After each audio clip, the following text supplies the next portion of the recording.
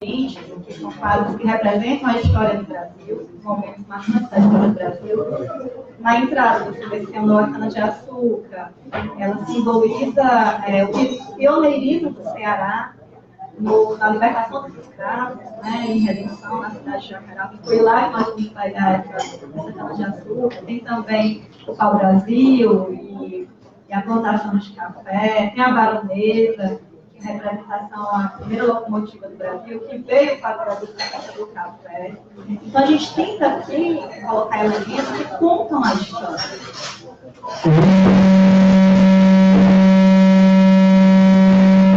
Estamos no Café com Colega, aprendendo a fazer ao vivo, né, nossa profissão aprendendo.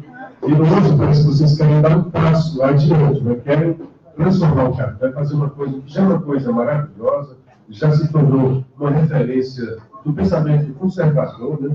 Na verdade, é um pensamento acordado, acho que durante muito tempo ficou inerte, né? Acho que estava aí, estava latente, mas parece que precisava de um gatilho, de uma espoleta para florescer. E como bom a gente vê, e não ter vergonha dos nossos valores. Parece que muita gente havia uma hegemonia da imprensa, que se quer dizer guia da sociedade brasileira, tem os seus valores, bem pela os seus valores, mas ele pode dizer que os valores deles são os nossos valores. É como se a gente tivesse vergonha de expor os nossos valores, muitos deles conservadores. Então, hoje, o Café Patriota é uma referência disso, agrega muitas das pessoas que pensam sobre esses valores, e hoje está tentando dar um passo maior, que é transformar o Café Patriota numa fundação patriota.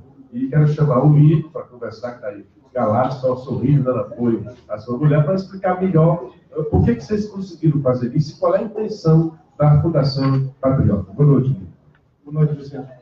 Eu gosto da Marlene, que ela já explicou tudo para a gente, faz só uma conclusão. Muito mais. Bem, o projeto, o Café Patriota, se tornou muito maior do que nós mesmos.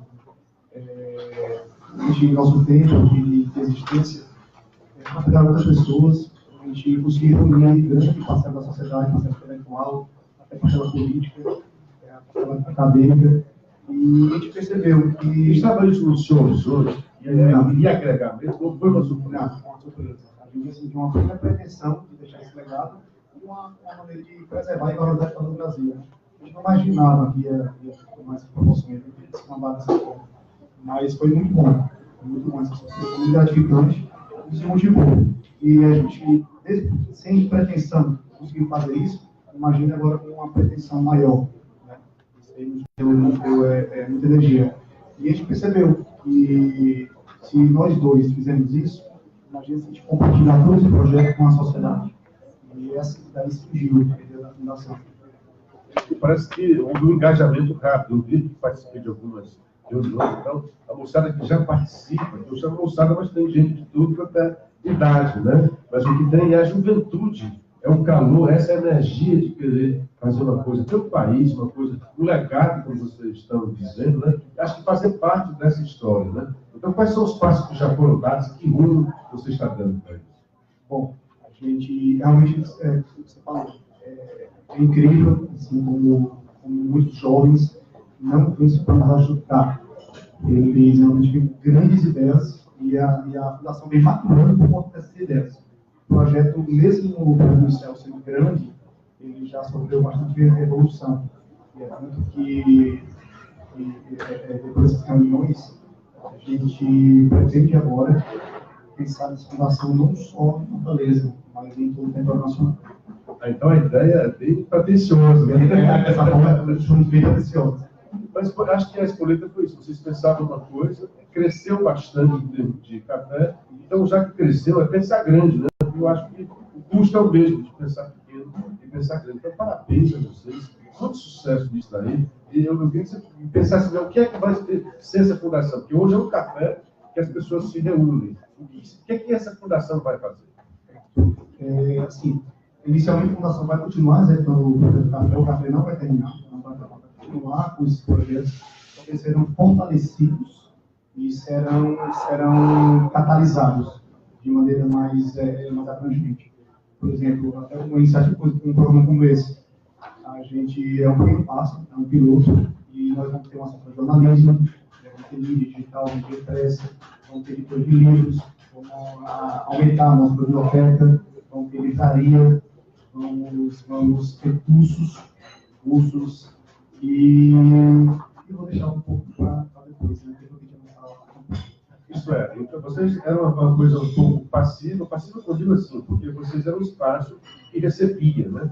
E agora parece que vocês querem ir para o ativismo, né? Olha, a gente quer também não só consumir, mas produzir, né? Ter produtos culturais, né? Em diversas áreas, seja no áudio, seja no impresso, seja no jornalismo, seja no visual. Aí, compreendido? É isso mesmo? Exatamente. E o mais interessante é que a fundação ela vai ser a infraestrutura para a recepção dessas pessoas.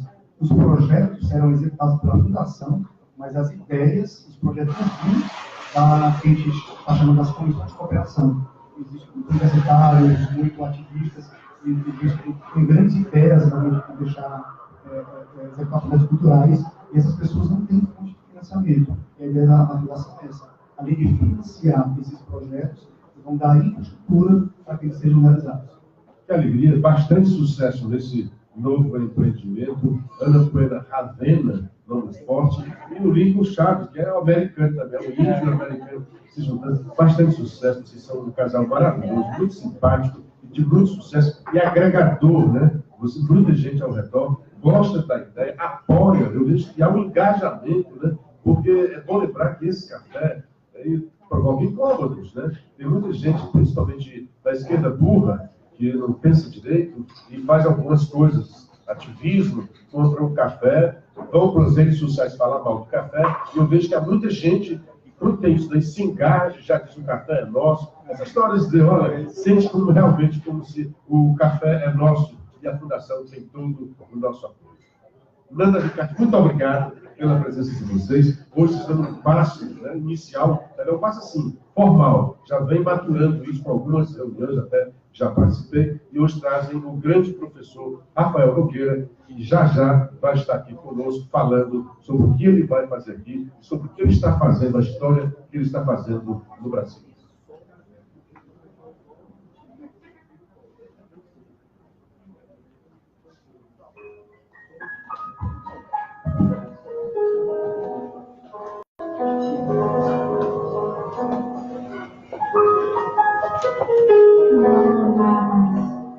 Suficiente. Eu não suficiente.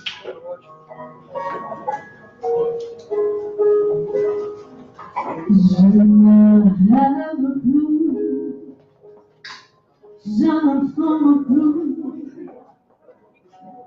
je ne rêve plus de soir, je se laisse pas, je se satisfais pas, comme un avion. Plus envie de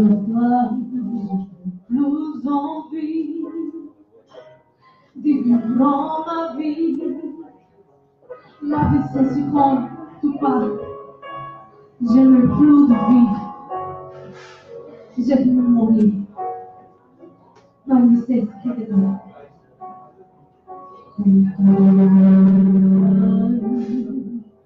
Je suis malade,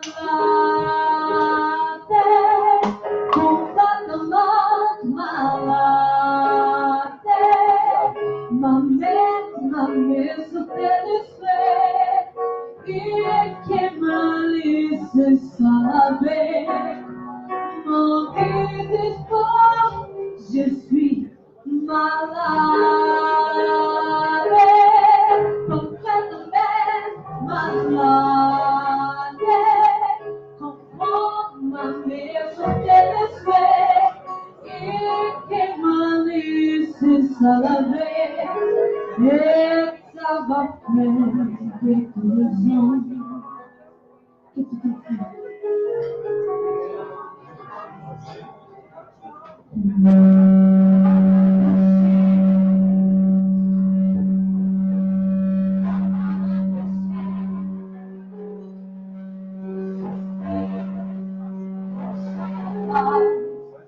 Je suis fatiguée, je suis épuisée, comme calculée, comme tout de base. Je suis malade, complètement malade. Comprends ma maison satisfaite, il qui m'a laissé seul avec mon désespoir. Je suis malade, complètement malade. Comprends ma maison satisfaite, il qui m'a laissé seul avec. It's our friend.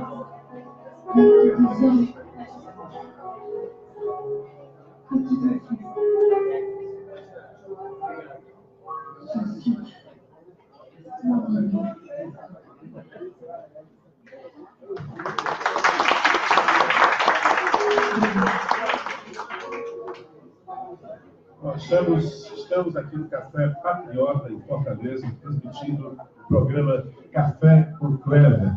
Hoje é um dia especial, nós estamos também no movimento de criar, de fundar, de ter a Fundação Patriota, que vai abranger todo o Café Patriota e ajudar até uma produção melhor. Hoje a gente está sofrendo aqui, porque a gente precisa realmente de financiamento, né? E a Fundação até vai ajudar isso daí. Mas a gente faz de acordo com o que a gente tem, com o que nós temos, e não precisamos ter vergonha disso. É o equipamento que nós temos, é um sobrinho que ajuda aqui, é uma amiga que tira foto, é essa amizade, essa energia que vai estar ajudando. E nada melhor do que essa energia grande do que a do professor Rafael Nogueira, bacharel em Direito, em Filosofia, e que eu conheci por muito falar da minha amiga Sandra, né?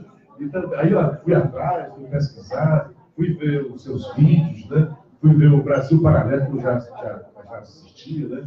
Até a polêmica lá daquele bobinho do Brasil Paralelo, né? Então, boa noite, eu queria que você se apresentasse aqui, porque eu sei que muita gente já conhece, mas quem está aqui, alguns não conhecem, a juventude talvez não conheça, e podia começar dizendo o que é o Brasil Paralelo. Boa noite, Luciano, boa noite a todos. Bom, é difícil falar de mim mesmo, porque vai parecer que eu estou tomando partido, né? Então, de qualquer forma, é um prazer estar aqui, eu gosto muito desse café, já vim algumas vezes, e prazer enorme, Luciano, obrigado pelo convite.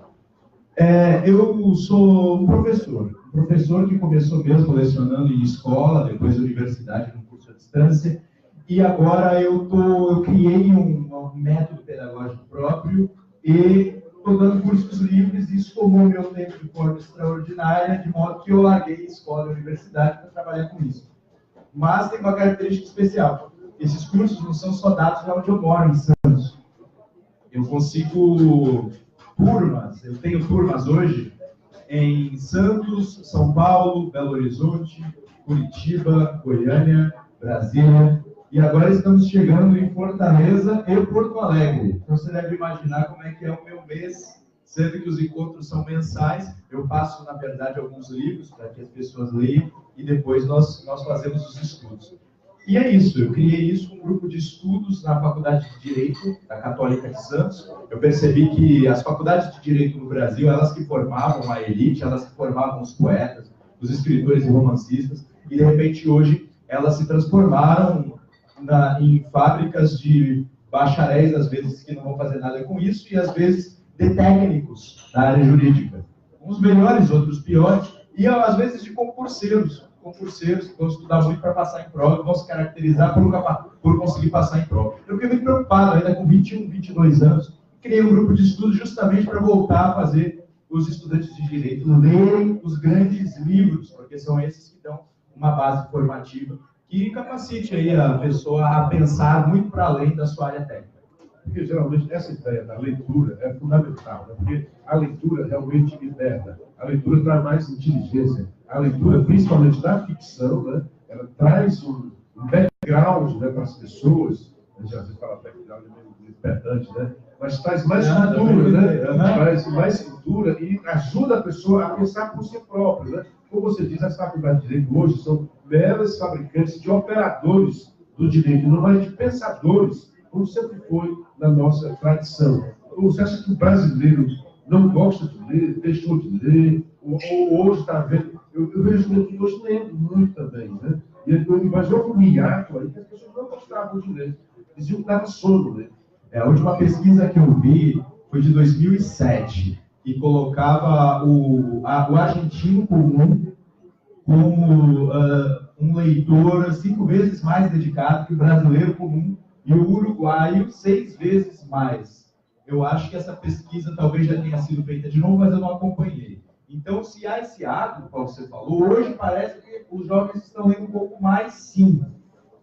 As vantagens dessa leitura, mesmo que seja aquela leitura de aquela ficção ligada à aventura e coisas assim, isso abre mesmo, primeiro, a capacidade de fazer aquelas palavras criarem imagens vivas na mente, e depois também o hábito de, virando página a página, descobrir emoções, ideias novas, inspirações. E isso às vezes faz falta. Então eu acho que alguns livros, desde que não sejam obscenos e nem com ideias muito ruins, eles são, esses livros de ficção, uma aventura com magos e coisas assim, são portas de entrada muito boas, que acho que de 15 anos para cá tem feito os adolescentes lerem mais.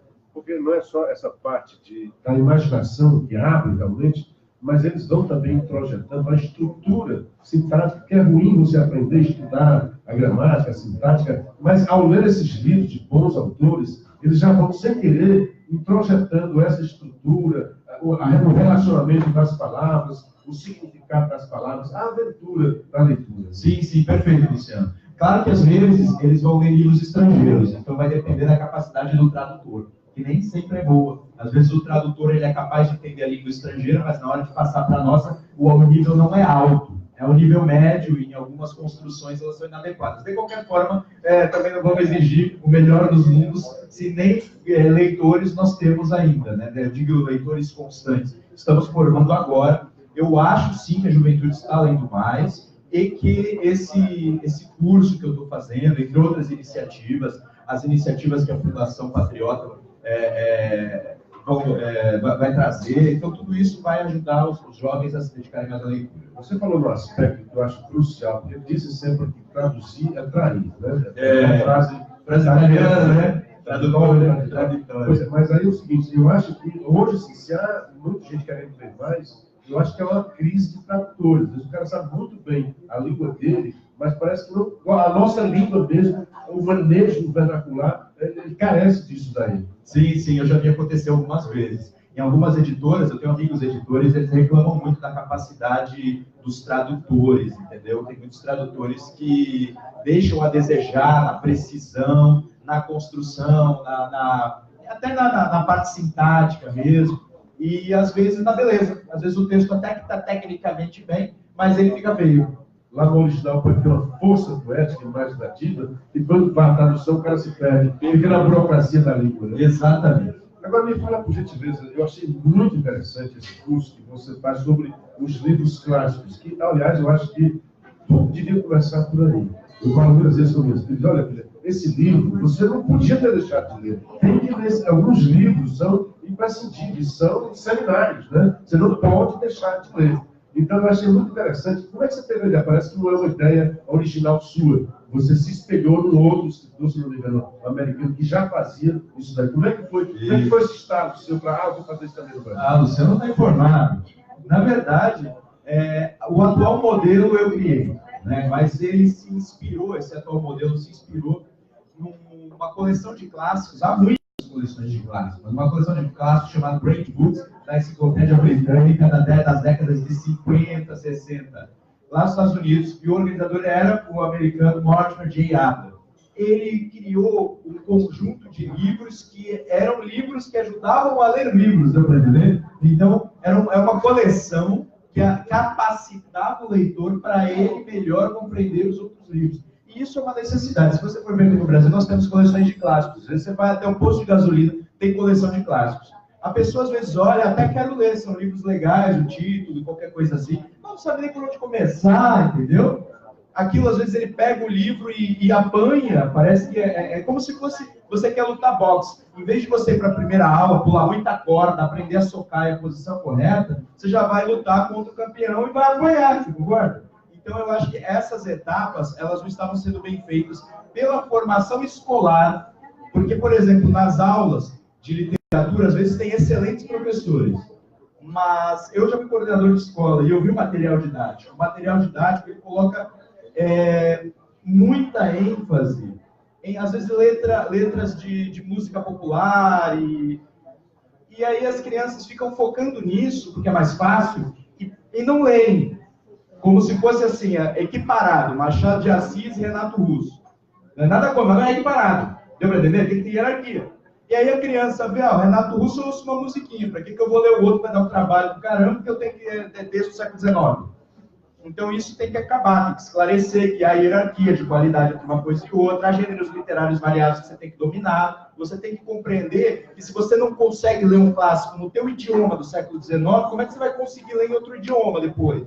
E aí o idioma vai perdendo, a língua geral, a língua portuguesa falada por aí, ela perde a capacidade de expressar aquilo que era expressado antes pelos grandes escritores, e você aí sim perde, você fica analfabeto para aquilo. Então, há níveis de alfabetização. Tem aquele, tudo bem, que não consegue identificar as letras, mas tem aquele que chega na universidade e não consegue ler o clássico.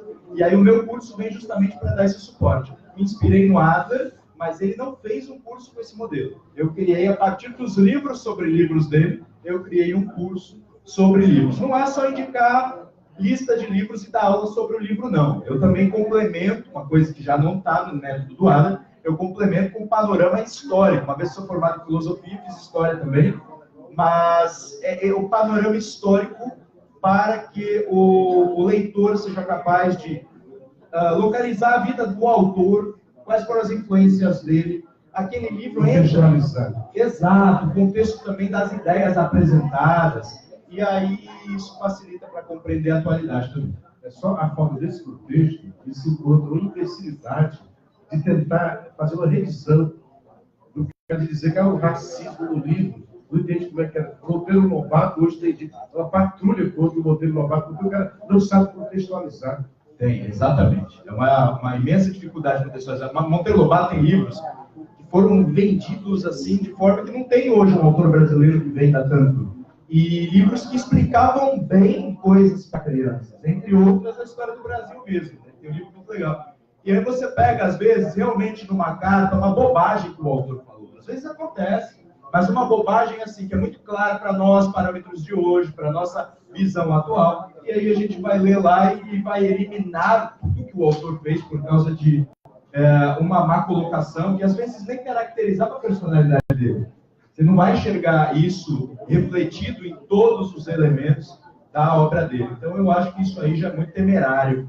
Se a gente ler, aproveitar a parte boa e ainda dizer, pode ser que aquele pensamento errado dele tenha tido reflexo aqui e ali, é melhor você eliminar o autor, né, da escola, porque você viu um problema aí no modo deles. Jogar racismo para a criança fora. Não é se fosse assim, tinha que jogar a Bíblia também no lixo. Né? Não é? Exato. Tem muita coisa de servidão lá que era... Dá ideia, vocês vão querer jogar.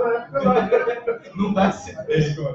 Você falou de Machado, eu fui assim, introduzido na literatura pela literatura, livro Tesouro da Juventude, da Racontos, né? E bons tradutores. Né? Na época eu não sabia se era bom tradutor, não. Eu me encantava com a montagem daquelas histórias, e depois eu fui ler os livros, mais tarde eu fui ler os livros da sua integralidade. Né? Agora, assim, me chamou a atenção, você falou do Machado, e outro dia teve uma escritora que tentou traduzir Machado de Assis. Eu achei aquilo um absurdo, já estou dizendo a minha ideia, perguntar a sua. Não vamos facilitar, tornar o Machado de Assis mais palatável.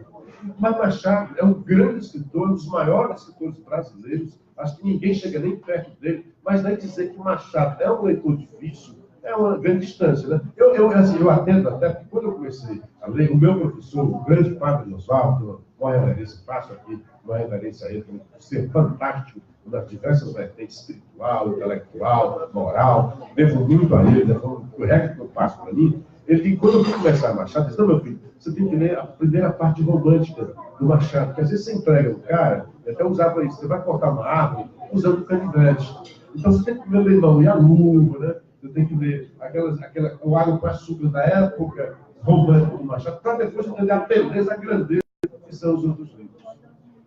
Olha, eu concordo com sua visão, porque a gente precisa elevar a nossa capacidade linguística, esse é o primeiro ponto. Ele já não vem em hierarquia, eu vejo.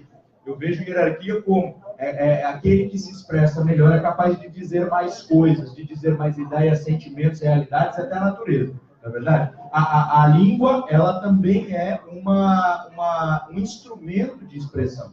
E o Machado de Assis nos ensina a usar a nossa língua. Se querem traduzir o Machado de Assis, eu acho que alguma coisa, alguma realidade que ele disse ali, com aquele uso da língua portuguesa, vai ficar de fora, a não ser que o tradutor seja um novo Machado de Assis. Né? O que é muito difícil. É muito difícil, é o primeiro problema. E o segundo é essa tendência de glorificar demais as mudanças linguísticas. Por um lado, a língua vai sofrer modificações, isso é natural, sempre aconteceu e vai continuar acontecendo. Por outro lado, nós precisamos também resgatar os grandes escritores do nosso próprio idioma para manter alguns patamares. Ó, chegamos aqui, eles vão tentar manter pelo mediocrizar, né? Exatamente. Porque uma coisa são as mutações naturais, outra coisa é você oficializar toda e qualquer mutação, porque daqui a pouco vai vir uma geração aí que aí sim vai estar incapacitada de ler qualquer ponto simples do Machado de Assis. E na verdade a gente já está vendo isso. Lamentavelmente. Falar em resgate, você também é um grande torcedor do Bonifácio, por Oliveira, conterrâneo, nasceu em Santos. Você falasse um pouquinho dessa figura, grande figura que foi José Bonifácio. Olha, o José Bonifácio, o que ele traz de espelho para nós nos dias de hoje? O José Bonifácio me interessou lá também pelos meus 22, 23 anos, porque eu fiz uma viagem a outros países e percebi que os jovens de outros países tinham maior consciência dos processos de independência, para os americanos, né, tinham maior consciência dos processos de independência e daqueles heróis que os fizeram. Eu dou um exemplo simples, por exemplo, você fala da Copa Libertadores da América, eles sabem quem são os Libertadores, inclusive você vai para lá falar com os jovens, eles questionam, que time brasileiro está aqui? O Brasil não tem Libertador? Né? Eles dizem, claro, eles falam assim, foi um rei, foi um príncipe português que separou o Brasil de Portugal, não tem mérito algum. Então eles tinham essa ousadia, e eu fiquei bem bravo, entendeu? Isso pegou no meu orgulho. Ao mesmo tempo em que nos Estados Unidos também, por mais que eles saibam, os jovens saibam de forma tanto genérica, eles não sabem detalhes, mas eles conhecem os nomes dos fundadores, estão nas notas, né, de dólar, estão nos filmes, nas séries, desenhos animados da Disney, fez séries sobre os fundadores, e aí você percebe que, eu percebi, né, que a história de Dom Pedro, que é a história que contou na escola, um príncipe em cima de um burro com caganeira, gritando independência ou morte, isso não fazia sentido o suficiente para mim. Então eu fui pesquisar mais, eu morava em Santos, a maior praça de Santos, praça comercial, se chama Praça da Independência, está um Bonifácio gigantesco lá. Eu pensei, como é que eu nunca reparei? A resposta estava aqui, na minha frente. Então, aí eu fui levantar os livros dele, muita coisa já fora de edição, só uma ou outra biografia aí circulando, e fui levantando dados, a ponto de me habituar à caligrafia dele.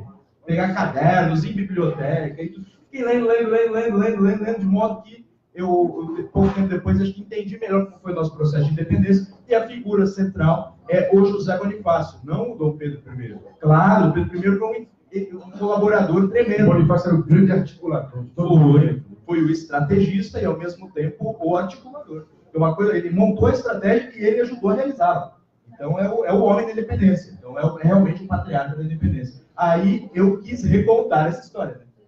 É normal que a gente queira contar para todo mundo, porque a gente descobriu um valor enorme ali e resolveu agora vou começar a contar para todo mundo. Eu tinha lá na Faculdade de Direito esse grupo de estudos, que era para ler os grandes livros, comecei a botar os textos do Bonifácio que eu pegava, que era mais importante. Olha aqui o projeto dele para eliminar a escravidão. Se tivesse seguido, a gente teria feito isso com 60 anos de antecedência. Aí olha aqui o que ele falou dos indígenas. Se tivesse seguido isso, não tinha Sazão enchendo o saco. Aí eu punha lá os textos do Bonifácio para a gente entender o Brasil pela visão de José Bonifácio, no conjunto dos clássicos ali, o Cunha Bonifácio. Eu pensei, caramba, ninguém faz isso. Eu não vi isso em filosofia, eu não vi isso em história, eu não vi isso em direito, fiz as 3 faculdades. Fiz pós-educação, nunca vi ninguém fazer isso, aí pensei, é algo novo. Aí comecei a falar de forma independente, curso livre, dei um curso lá em Santos que o presidente da Câmara Municipal de Santos tem um quadro gigantesco do Bonifácio atrás dele. Aí ele foi ao meu curso, aí eu fiquei até honrado, né? Na época eu era menino, também 20 e poucos anos, aí eu, que legal que o senhor está aqui, né? Por quê? Aí ele falou, que eu tenho um quadro gigante dele atrás de mim, eu não sei quem ele é.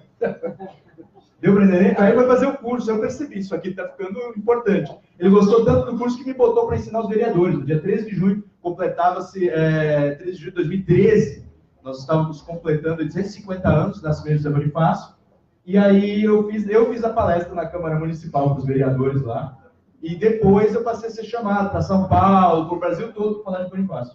Por falar em recrutar, parece que está vendo um filme aí sobre Bonifácio. Né? Sim, já houve. Nós estreamos no ano passado o filme Bonifácio, Fundador do Brasil, com uma parceria minha como consultor histórico e entrevistado com a equipe IVE do Rio de Janeiro. E, modéstia à parte, ficou bem legal. Ali eu consegui contar aspectos muito importantes da história dele. A equipe queria focar no amadurecimento dele enquanto personalidade, né? Que o Brasil desenvolve personalidades muito, digamos assim, imaturas, débeis, né? E a gente tentou mostrar alguém menos frágil, alguém mais forte, alguém mais complexo, uma personalidade mais interessante. Então o filme tem essa pegada, mas ainda tem muito mais para falar do Bonifácio. E também no Brasil Paralelo, né? Na série, os capítulos, que bem me lembro, 2, 3 e 4, tem bastante Bonifácio, sobretudo no 4, da série A Última Cruzada, Brasil A Última Cruzada. Eu recomendo a todos que procurem o filme, Bonifácio, Fundador do Brasil, e a série Brasil A Última Cruzada, do Brasil Paralelo, capítulos 2, 3 e 4, principalmente o 4. Nós temos um hábito meio iconoclasta de contar a nossa história. Você disse aí, né? Faz uma caricatura. A independência, o rapaz estava com cagadeira, até o isso. O que se deve a isso? Na verdade, há pouco tempo, o vice-presidente Mourão fez aí uma coisa que os sociólogos diziam no passado, de como era, como é que foi a formação do povo brasileiro. E a gente tem essa coisa meio do vira-lata, né? A gente não dá muito valor às nossas coisas aqui. Por que é assim? O brasileiro é mesmo ruim? Aliás, o brasileiro é ruim porque veio dos portugueses ou nós não somos ruins? Olha, são muitos aspectos aí para eu comentar. Primeiro, tem uma resposta complexa e uma simples à sua pergunta. E eu vou deixar complexa. Eu que eu vi esse tema você falando. Eu vou deixar a parte complexa para depois, porque aí envolve a questão do nacionalismo sendo combatido por sociólogos, por historiadores como um mal. Então, aí eu precisaria de mais tempo para explicar. Mas, por outro lado, os próprios professores de cursinho, tem uma coisa que é natural deles, professores de escola também. Você precisa facilitar. Muitas vezes é um adolescente, não está afim, não quer olhar para a tua cara, ele acordou bravo, não quer saber de você, você tem que fazer ele entender alguma coisa. Então, eles contam a história de uma forma um tanto caricata mesmo. Para os adolescentes, pelo menos memorizando a piada, memorizarem algumas estruturas que facilitarão depois o sucesso em prova, vestibular, etc. Então, isso é um recurso que até eu usei no ensino médio. Mas o problema é que quando você ridiculariza a história inteira do teu país para facilitar o aprendizado, aí você está fazendo um mal. E por que a maneira de simplificar a história pendia para ridicularização? Tem outros caminhos. É possível você fazer piada, usar humor, sem ridicularizar o seu povo. É porque já os manuais de história sendo escritos por muitos anos, por pessoas materialistas, por marxistas, aí você percebe, isso aí também tem a ver com a facilidade para o ensino. Porque você ensinar a história pela luta de classes é muito mais fácil do que você ensinar a história pela vida concreta das pessoas. O que eu chamo de vida concreta? As pessoas não fazem só as coisas pela economia. As pessoas fazem ou deixam de fazer as coisas por um monte de motivos. Pode ser motivo espiritual, psicológico, emocional, deu na telha, um monte de coisa. Se é por economia, é economia doméstica. Né? É economia doméstica, porque a mulher mandou. Não é, tem um monte de coisa que faz com que as pessoas acham, entendeu? E aí, mas quando você pega a luta de classe, facilita enormemente contar o período histórico. Você pensa, a classe oprimida, a classe opressora, a treta foi essa, acabou, pô, vira a página, entendeu? Tem um lado da facilidade também, nem todo professor de história é ideólogo, às vezes é só alguém que não estudou muito profundamente todos os temas sobre os quais ele fala com os adolescentes, e aí ele entra na facilidade. O que nós precisaríamos, para revisar isso, é melhorar os livros didáticos para que eles tenham essa visão de concreção, de complexidade do ser humano, não essa visão dinheirista, materialista, que acaba fixando na cabeça dos adolescentes, e também um pouco de respeito à pátria, que até o trabalho do café aqui. Por que a gente vai ficar ridicularizar os nossos próprios erros, até uma maneira boa de corrigi-los depois. Mas ridicularizar toda a história do Brasil, dá pra... Os caras, eu quando fiz estágio, eu vi aula de um professor que ridicularizava a história colonial, a história imperial e a história republicana. Era tudo. Tudo era para rir. E era tudo errado. O que era certo? Ele era um dos fundadores do Partido Comunista local. O certo era o que ele estava apresentando. Então isso é política, isso não é história.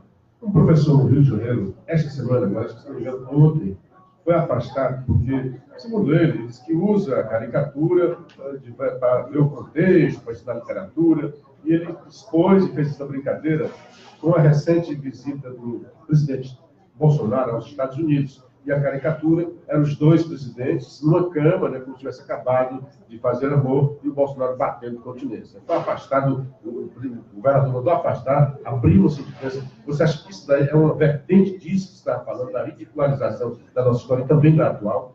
É uma vertente, tem vários aspectos aí que tornam esse ato abjeto. O primeiro é que isso não seria problema nenhum se ele fosse um jornalista fazendo uma caricatura para adultos. Agora, crianças você da está sala de educando aula. crianças e adolescentes, você vai fazer esse tipo de charge? É isso que você quer ensinar? Você tem um adversário político, aí você bota os dois na cama lá, uma coisa. Isso aí é obsceno, isso é ridículo. E essas brincadeiras, muitas vezes, como eu falei, facilidade, eu usei muito essa palavra. Essas brincadeiras tiram o pensamento. O pensar some. Porque você já tampa a pergunta, a dúvida, o questionamento, com uma piada que resolve tudo. Isso não é ensinar. Já traz a resposta pronta. Já traz a resposta pronta. Então, a escola e a universidade tem que ser lugar para eu pensar, compreender, inclusive para enfrentar dificuldades. Olha, me parece, seria interessante para o professor, me parece que o que o presidente está fazendo é se submeter a uma potência. Deixa isso como uma coisa que te parece mais real, mais verdadeira, porque você não tem certeza do que você está falando. Então, falta para os professores até noção de investigação, respeito à verdade. Professor, nós estamos chegando no final da nossa prazerosa, foi um prazer enorme estar aqui com o senhor. Prazer foi meu. E assim, nós estamos pedindo um pouco aquela sobre isso. Bolsonaro, né? A direita é a viver nesse espaço mesmo, aqui é um espaço que a direita se encontra. A direita estava dormindo, estava inerte. O seu projeto lá do Brasil Paralelo também é isso. Ajudar a pensar. Até então, nós tínhamos um pensamento único. O senhor citou a faculdade, a universidade, que é a universidade, é a diversidade e tinha apenas um pensamento único. Aqui mesmo no Ceará tem uma professora que eu vi, ela é patrulhada porque ela pensa diferente. Ela quer dar a versão conservadora e de direita, e lá só é a esquerda, só pode pensar na esquerda. É uma anátema você falar, sair daquele curso que não seja da esquerda, do marxismo. Nós precisamos dar o nome certo às coisas, né, Luciano? Houve uma censura. Quando eu era estudante, eu não podia falar que... Se eu falasse que era conservador, eu apanhava. E olha que eu fui do DCA, hein? Eu fui líder estudantil. E tu não é tão fraquinho também para apanhar assim. Exatamente. Eu era mais magro na época, mas não era tão fraquinho. O que acontece, Luciano? Existe uma espécie de censura. Havia uma censura moral, porque qualquer pessoa que se dissesse, nossa, na minha época, olha só, estou falando de 2001 a 2009, uma época que eu fiz filosofia e direito na faculdade presencial, estava sempre ali. Nessa época, se você se falasse de direita, usasse a palavra conservador, era tudo xingamento, tá entendendo? Era sinônimo de estuprador, torturador, bandido e coisas assim. E eles é que estavam fazendo coisas horrorosas, entendeu?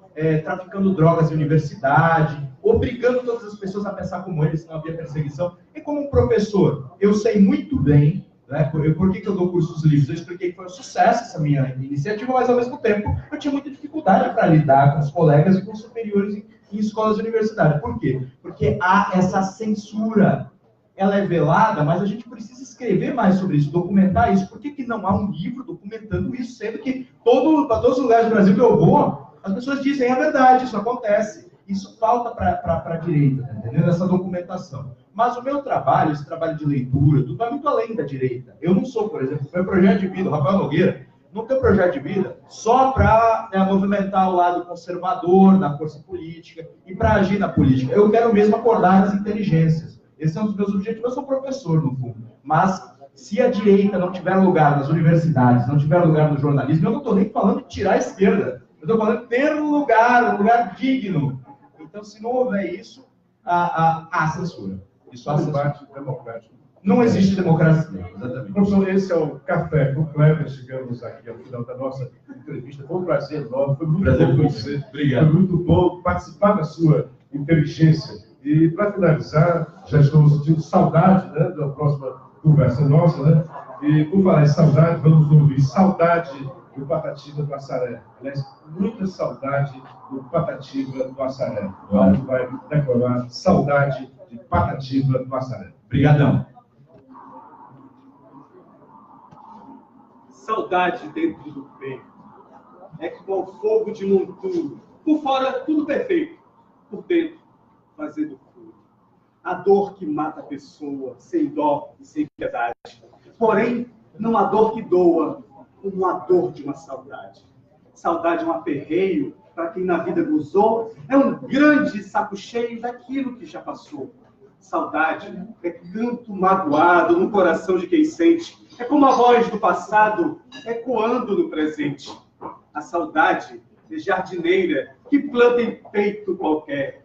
Quando ela planta cegueira no coração da mulher, fica tal qual a frieira. Quanto mais coça, mais quer. Patativa do Assaré. Obrigado, gente. Valeu. Muito obrigado. Muito obrigado a todos. Esse foi o início, foi uma energia, um amor que a gente está dividindo com vocês, com essa ideia do Café com Clever, assim como o sucesso da Fundação Patriota, a gente quer também ter sucesso de estar sempre às sextas-feiras com vocês.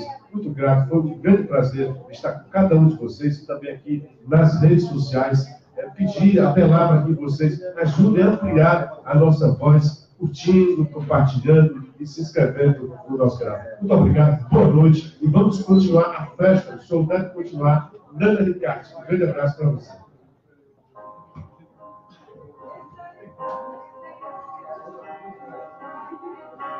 Non,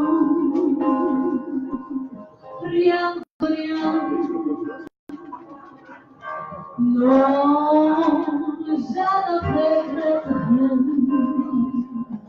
ni les biens qu'on a fait, ni les mal, tout ça m'est égal. Non, non, rien de rien.